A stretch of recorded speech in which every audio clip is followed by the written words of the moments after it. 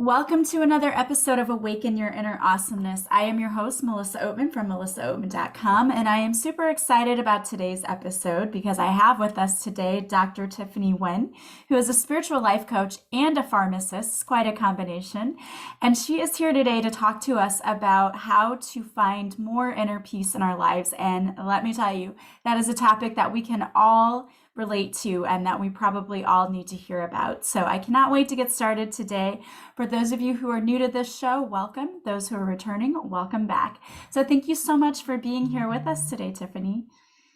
Thank you for having me on, Melissa. So I can't wait to get started hearing all about how we can create more inner peace in our lives. But before you get to that, how about if you just give us a little background about who you are and how you got here, becoming a spiritual life coach and a pharmacist? That just sounds like so much. I'm so impressed by that. So I am a full-time practicing pharmacist, and I also a spiritual life coach that I help people, mostly type A personality, high achiever, and busy professional to reconnect with their own truth. And through I do that by decoding their thought patterns and tracing back all of their patterns. So how did I get to that point? I guess is I don't have any awakening one thing happens and the next day I'm new and changed. It's more gradual. It's all started, I guess, when my journey really started when I immigrated to the US by myself when I was 16. And it was one of those dark night of the soul experience. It was pretty horrible. Yeah. Would not recommend for anyone to move across the globe by yourself. And then, so during that time, it was more of the, I was pretty young, and it was more of a survival mode. So I would just do whatever to cope with just these traumatic experience. It was very isolating, and I hated that. And one of my biggest fear was loneliness. So I was having that of food force. So it took me a long time, more than a decade later, when I moved to a different state, to sunny Florida, to pursue my doctorate degree in pharmacy. And I was also engaged at that time. So I got all the boxes checked, but I was not happy. I was quite miserable on the inside. And most of that is also stem from the confusion.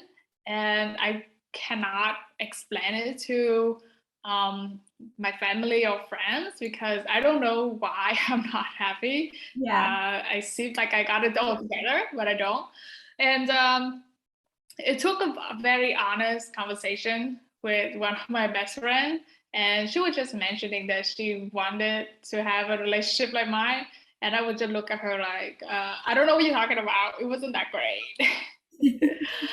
And it was taking that honesty that my best friend kind of like look at me, and I was open up and share that I hated myself and I did all this bad thing in the past and I'm waiting for karma to drop. So I feel like I had to do a lot of things to earn happiness. And by the time I feel like I achieved all my goals, I didn't feel it to happiness. It was a bust. And then that vulnerability, luckily, she responded with her own vulnerability also. So she shared her own story, which is surprisingly very similar. And even though she didn't have to immigrate to any new country, but it was very similar. And it took me quite a few more time after that, just to realize that I was too harsh on myself. If our places are swapped between me and my best friend, I would never ever thought less of her. So that all started, that's really kickstart my inner journey, like the healing journey is all kickstart with self-forgiveness, to really recognize that whatever my view of myself is kind of distorted, And what I did in the past was more of a mistake and not who I am. So it's more of the disassociation of an actions and who I am as a person. And so that's self forgiveness, and that started the healing journey. And then after that, I realized that I have this strength to, when I talk to people in very brutal, honest way, it was quick for me, probably because I'm not involved in this situation. It was quite easier for me to trace back to see the pattern, to see where all of that come from and how they got to this place. And I was able to offer that kind of clarity. And from that clarity, that where inner peace come from, because we're not lost and we're not worrying about confusion. We're not really not sure what we're gonna do. You know, in those limbo state where we don't know what's going on or we don't know what to do, that makes us very anxious and that makes us have no peace. So even when the time is hard and even when we are suffering, if we know what we're doing this for, we know why, we know the reason, and we know what direction generally we're going in, then we have a peace of mind that we can, feel easier about. Yeah, that makes total sense. So I have to circle back and ask you, um, so what made you move to a completely new country on your own at 16? And I can only imagine what a scary and lonely time that must have been for you.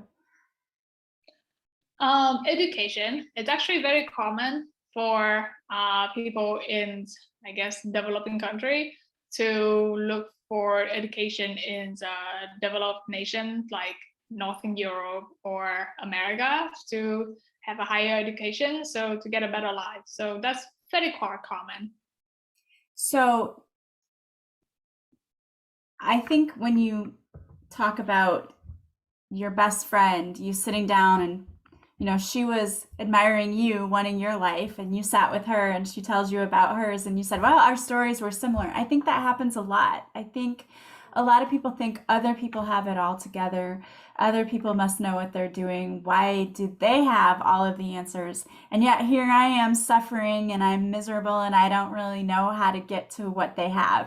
And I think that's so interesting because a lot of people really, if you looked at what their lives were truly about, they probably aren't as happy as we think they are. But how do you work with people and with women? I'm assuming more specifically in finding that inner happiness and peace. I actually work with both. Women are just more common because since women are more in touch with our feeling and our emotions, Yeah. and we are also more intuitive. So it's just so much easier. Like women have kind of start out kind of more intuitive and kind of like more aware, so more advanced in that part. So that's why it's so much easier for women. Also, I have personal living experience as a woman, so it's just have understand so much of the struggle, so it's so much easier. So I work by tracing the pattern starting with relationship. So because we show in our career, we tend to have this professional role, so we don't tend to exhibit all of our weird side out. But in our relationship, inevitably, we're gonna show a lot of side of us, when we're in bad mood or when we're sick or when we're not our best. So that show a lot of part of us, and that show up with a lot of our behaviors, how we react to certain things and crises and challenges. So I trace the patterns by relationship. So starting with the most intimate relationship, tracing the pattern, like why people do the way they do, why they think that way, tracing to their original thought. What make they act that way? What make they think that way? And then so it's expanded out to their family because we all develop that kind of belief somewhere, and usually it stems from childhood and Yeah. environment, and things happen quite early on in our life, and then the ultimate goal is basically tracing back to our relationship with ourselves, how we view ourselves, how we view the world, and what our wishes are, and our strengths and weaknesses. So that's the bulk of what I do. Very interesting. And so do you tend to see a certain pattern of thoughts in people that tends to keep them feeling lost or stuck where they are? Yes. So a very common pattern that almost everybody had, including myself, was low self-worth. Like we don't regard ourselves very highly. We think we ourselves very low. There's almost like very low self-esteem, and also especially for women, there are a lot of shame. I think women have too many double standard in every single aspect of our life. Mhm. So there's no way to please all kind of standard because it's double standard. So by definition, it's impossible to satisfy. Yeah. But then we take that kind of failure upon ourselves and we develop a lot of shames and guilt around it. And so that's very common for women, for shames and guilt.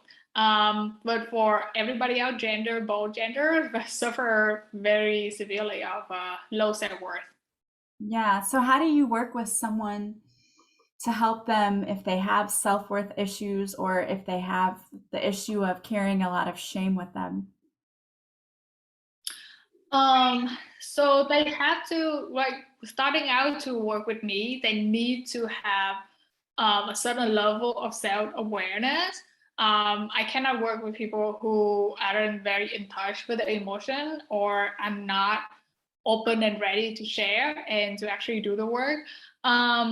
It's like, and also if someone that already actively in like a traumatic experience, like if they're in crisis, um, I cannot work. They need like professional help, like therapists and counselors and help to get out of to get out of a toxic Yeah. situation first. But once they kind of okay, let's say a lot of people find me after their breakup or divorce. So usually they kind of in pain and have those kind of patterns. Usually, so go with a pattern. So most people don't know why they feel that way. They just feel like there's something wrong with them. But once we kind of trace back the pattern and kind of see the reason and the kind of like the development act, like their own story of how they came to be the way they are, then there is this relief of finding like, okay, it wasn't like something like innately wrong with them. It was something that happened and just the way we respond gave them this kind of feelings. But that doesn't mean that it's true. It just means that that's what they think and what their response was. And so they give them a choice, very empowering choice to choose differently, to see it differently. And of course, it's a choice that they have to make again and again and again. But it's a practice, it takes a while for them to be traumatic. So it's going to take a little some time to heal, it's not going to be overnight. Absolutely. You're right. I mean, it does. You've been conditioned over a long time. So to change the pattern, and it definitely, you can change it. It does take time and practice to do it continuously to become a habit. So, working with inner peace, what would you say? What are some maybe tips that you could give anyone who's out there listening who just feels like with everything going on right now and how with the pandemic and everything we're facing every single day, and they're maybe you're feeling very stressed out, feeling very lost, wanting to find inner peace to kind of heal that trauma that they're going through right now or inner conflict? What are some tips maybe you could share with them? Um, it depends on the situations, but the most practical one that I think everybody can be helpful for everybody is to focus on the presence and focus on what they actually have and what they can actually do, and then go forward with that. They don't need to plan out like what 3 months from now or the action step in the next year, what they're gonna do. Sometimes it's just for today. Sometimes it's just for the next hours or for the next day. And one of the things that I find very helpful, especially during this pandemic, a lot of people become very depressed, and there's lack of motivations and energy to actually do something, and then they feel guilty about it because they weren't productive, and it would just become like a vicious cycle. So the good thing is they can have time, and the most important thing is to focus on their very present, like that very present moment, because they should know, like, once you're depressed, there are, up and down of your emotion, of your energy. It's not gonna be like at the bottom a whole day, 24 hours. Sometimes there's like an uplift, sometimes there's like a surge, and then they just dip. And so might be helpful, depend on your personality. So typically for a high achiever that I work with, I tend to tell them just have one significant task, and have to be very specific. Like, okay, I'm gonna let's say I'm gonna write that email, or I'm gonna apply for 2 jobs for somebody, for example. Right. And as long as they accomplish that the next day, and that's good. The whole day is free for them to do what they do. The whole day can be, they can be wallow in the sadness or lay in bed all day. That's completely fine. So just one significant task, and then give them the space to just feel it, to let them process that kind of emotions, because they don't want to just suppress it and don't want to deal with the sadness either. It's okay to feel the sadness. The whole world is chaotic, so it's normal for us to not feeling great. Yeah. Because we are all interconnected, and so it's kind of normal, and just to feel that kind of sadness, as long as it doesn't too debilitating that you cannot do anything, then that's you gonna need some help. And then just focus on that present moment. Like, are you aware of what's going on? Are you aware of what you're feeling? And even though you're feeling like a hot mess, even though you're feeling like a sadness, that's okay, as long as you have that awareness, and it's good. And then just notice like what you can actually do, and just go with that baby step.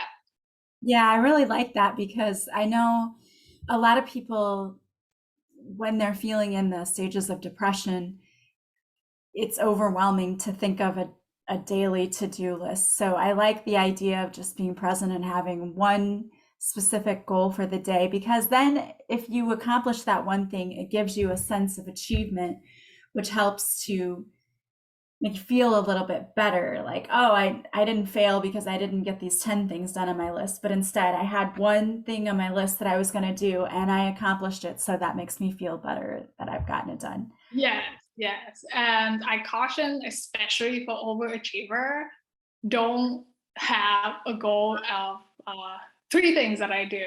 No, only one thing, and one very specific and small thing. Is, that one thing, shouldn't be like, let me finish the project. That should not be one thing. One thing gonna be just one action, and what one action that you're gonna do.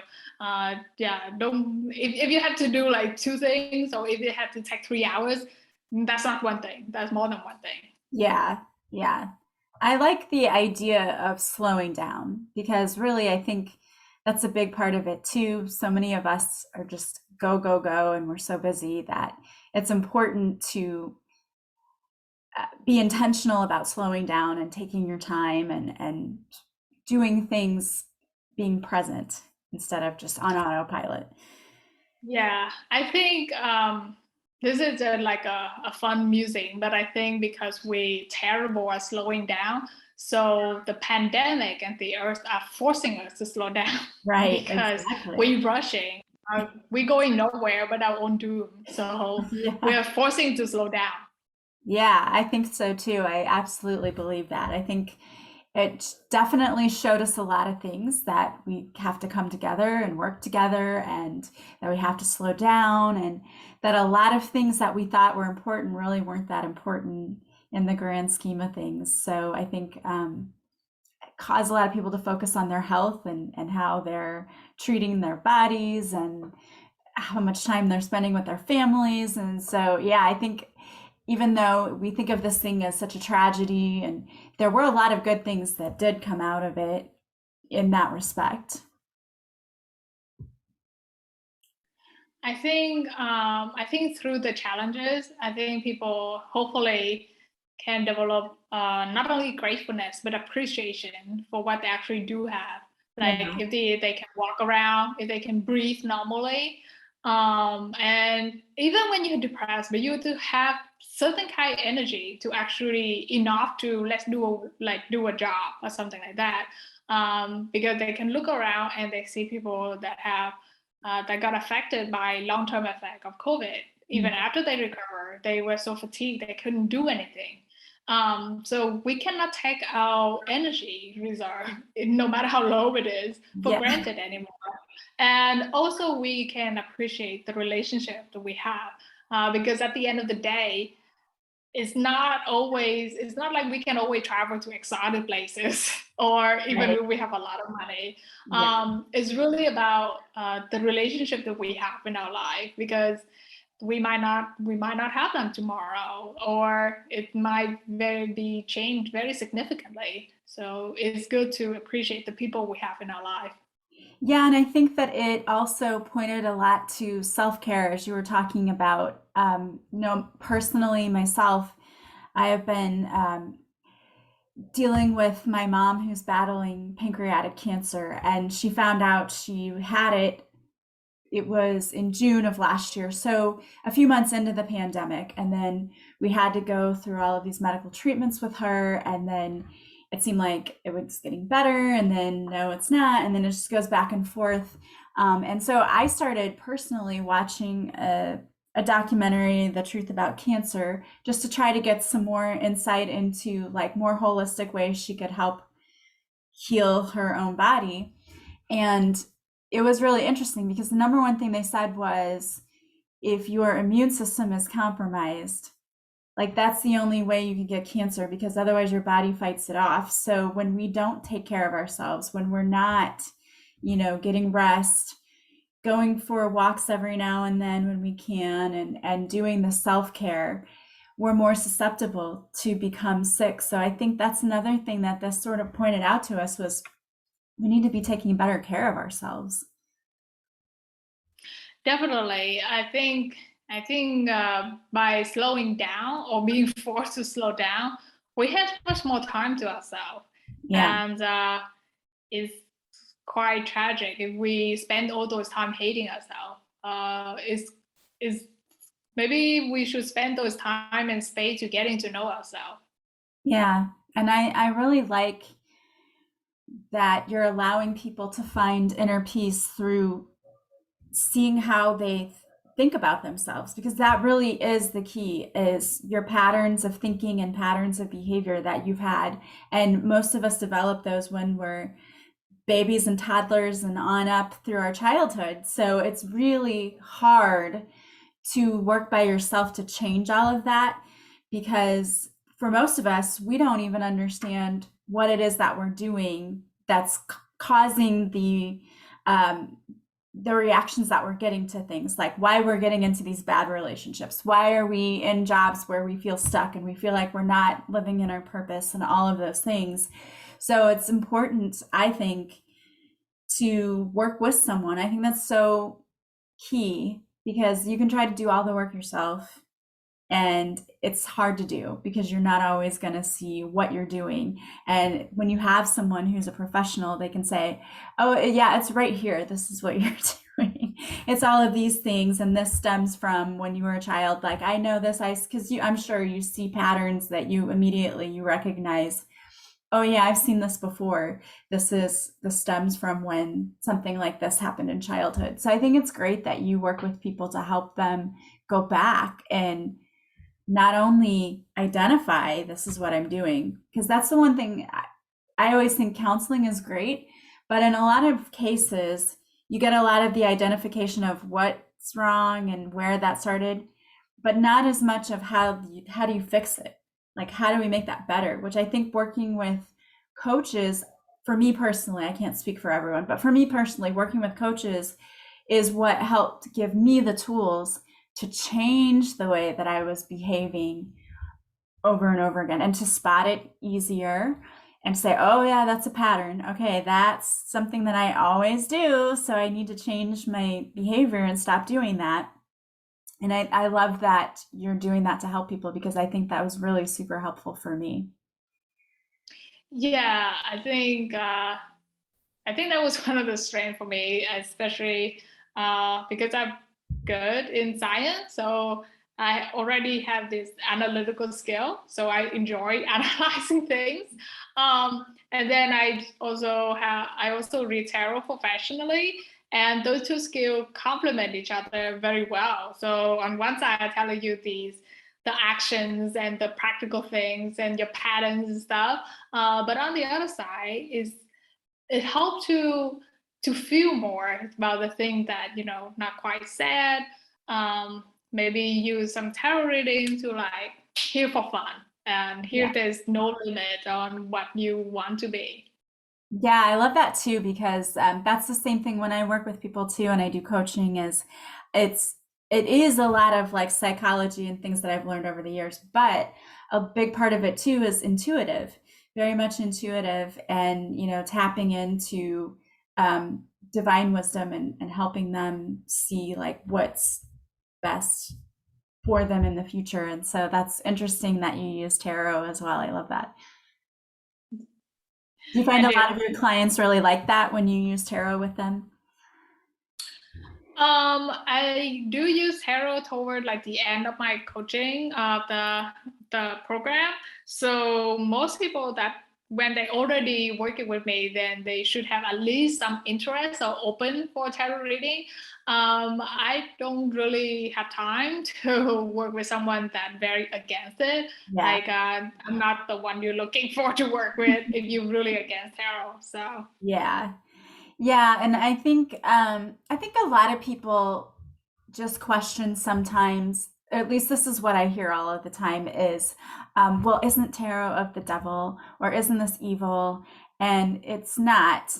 But I think there's a lot of misconception out there when it comes to that because certain religions will say that it's wrong or it's bad or it's evil. And I've had family members of mine who will say things like that, and I'll say, well, how can it be evil or bad if you're using it for good to help people and to give them information and to give them wisdom and insight? So I always like to think of it in that way. yeah, I'm not here like I'm already in my job, like trying to help people change some of their opinions about certain things already to educate.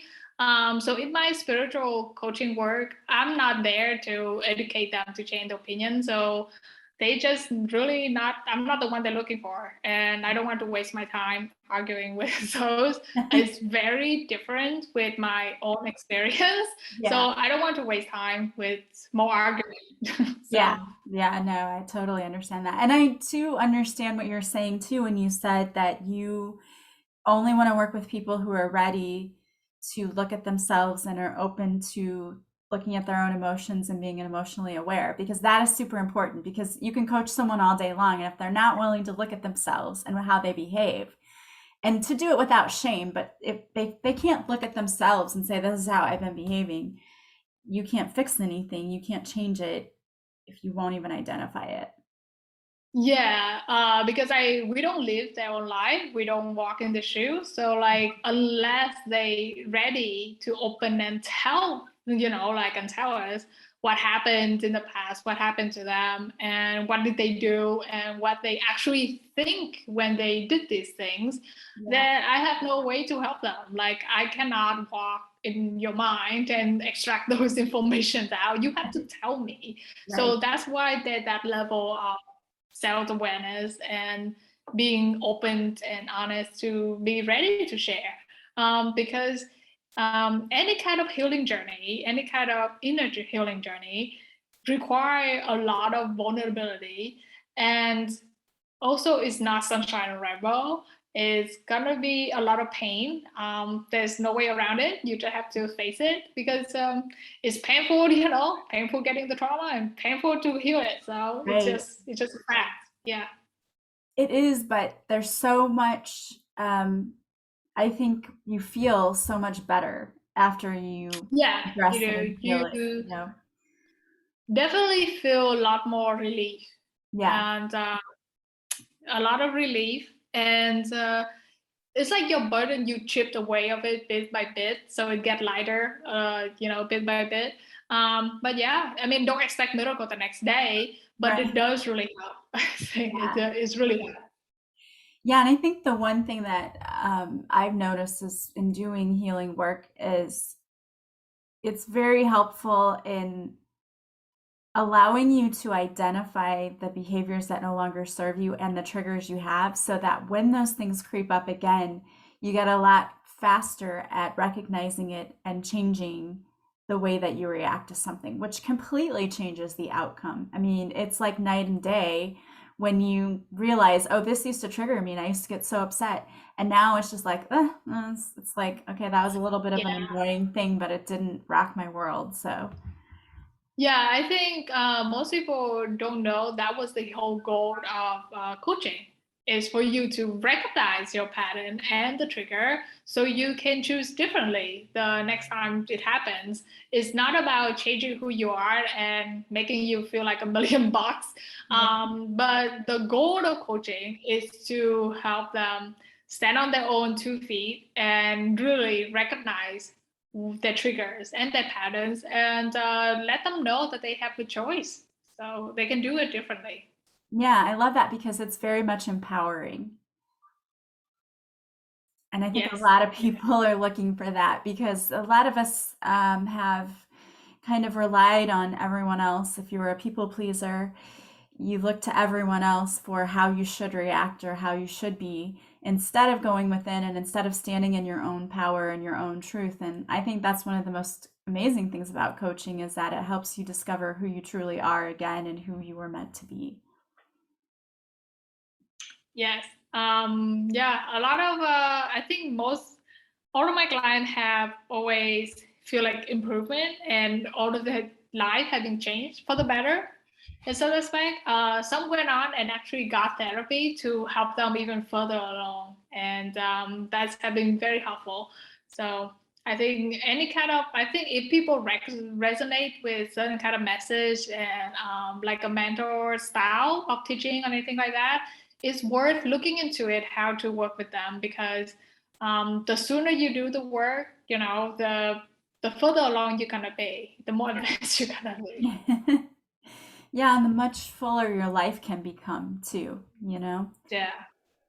So, besides coaching, is there any other way that you work with people, or do you have like social media? People can follow you. What all do you offer for people?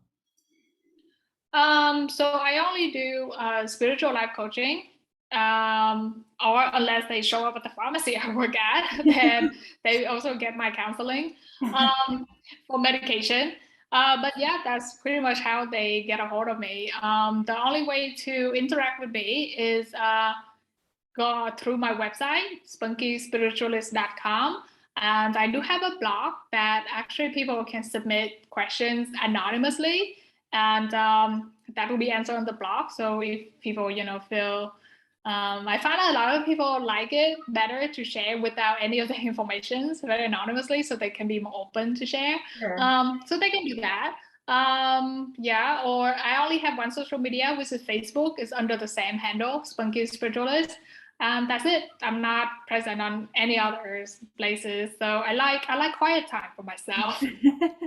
Well, I love the name of that, Spunky Spiritualist. I love that. So we'll have the link to your website and then to your Facebook page in the show notes if anyone wants to go there so that they can check out your blog. Or I love that you answer questions people have too, and that's a nice component that they can do it anonymously. So if anyone has questions or just wants to check it out and see maybe what other people have asked or what you're blogging about, they can go and do that. So I Yeah, love that's the that. beautiful thing about anonymously. They cannot find Yeah. out who asked anything because it's completely anonymous. So Yeah, yeah, absolutely. I always tell my students, there's no stupid question ever. So if you are wondering about something, there's probably somebody else out there who also is thinking of the same question. So it's great that that empowers people to step forward and ask that question that they've been dying to ask, but too afraid to think they're going to look stupid. yeah.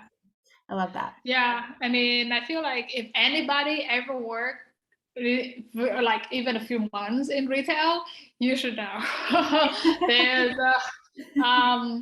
most of the time the spiritual questions are nowhere near the level of stupidity that I encounter. So do not worry and ask away. Yeah, there's a guy on TikTok who is a pharmacist, and he has these funny TikToks and all of the things that people say to him or ask him as a pharmacist. And I watch it and just crack up laughing because I think to myself, yeah, I think I've been behind that person in line before where they, you know, people will ask silly questions sometimes. But yeah, so that's great. So I always like to, before we end the show, ask our guests to leave our listeners with a little piece of wisdom that they can take with them for the day. So, what words of wisdom do you have for our listeners today?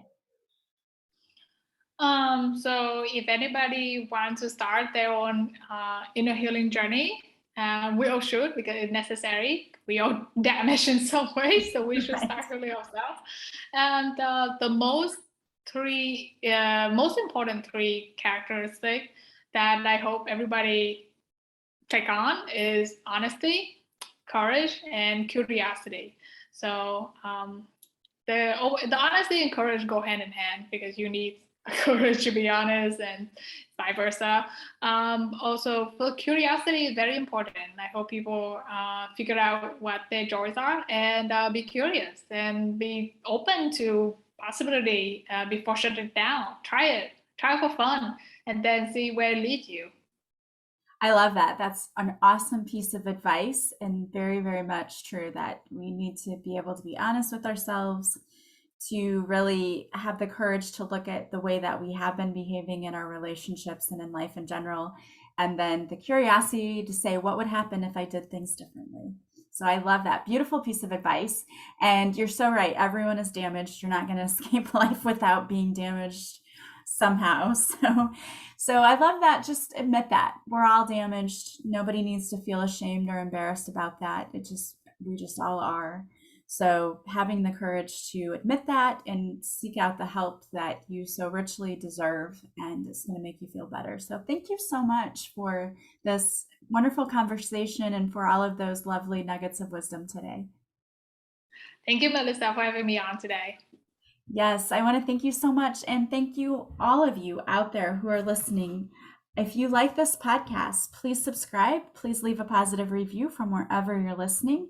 And as always, if you follow me on social media, I go live Mondays on Facebook at 6:30, where I do a free card reading. If you show up for the live, I'll pull a card especially for you. And if you want to work with me, you can go to my website, melissaoatman.com. There you'll see all the ways you can work with me, or you can book a free discovery call just to see how I might best serve you. I hope you guys are having a beautiful day from wherever you're listening. Don't forget, if you like this podcast, you can also listen to it 5 days a week if you join me over on Patreon. The link is in the show notes. I am sending you guys so much love and light, and I will talk to you soon. Bye, guys.